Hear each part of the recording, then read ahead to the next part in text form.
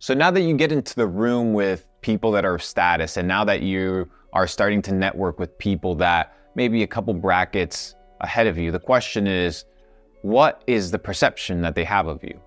Do they have a perception that is positive, negative, or do they have a perception that is controlled or influenced in any way, shape, or form by how you behave or how you conduct yourself or how you speak or how you dress, right? All these things convey a message. They are forms of communication, and it is those forms of communication that you need to master. You need to master the forms of communication that transcend the spoken word.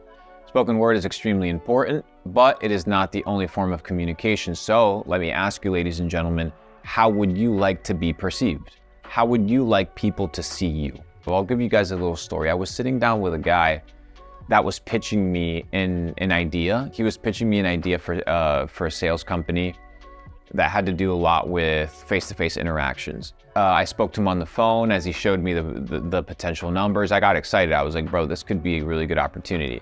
So this guy was about to get a $2 million check, right? He was 2.2 million, something like that.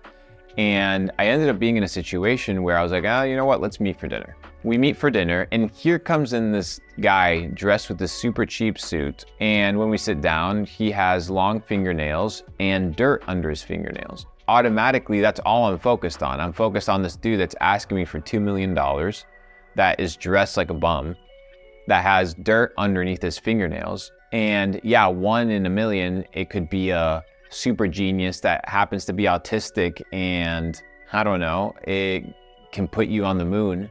Most times they're just frauds or gimmicks or people that really don't understand the name of the game and maybe potentially not worth it. Now, why do I convey that? Because he conveyed that message to me. I didn't make that assumption, right? He made me make that assumption based off of the information that he gave me. I could have easily perceived it, right? Culturally, mentally, whatever, in a different way, superficially in a different way. But I perceived it the way that I perceived it, period, right? Whether it's right or wrong, it doesn't matter. But you have the ability, right, to in some way, shape, or form, control how you want people to look at you. It's extremely important. So when you enter these rooms with these people that you want to network with, right, that you want to position yourself with, one, do not be like them, right? Do not be like the people that are around you. What do I mean, like the people around you? Don't wear the same shit that people wear. Don't talk the same way that people talk.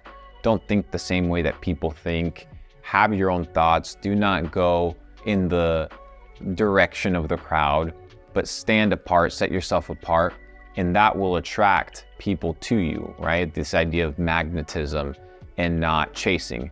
So position yourself in a way that you are open and attracting people to converse with you, to dialogue with you. Everybody's on their fucking phone, always 24/7, enclosed right here, right? Nobody can converse with you. So how you position yourself, how you move, how you interact, it's extremely important.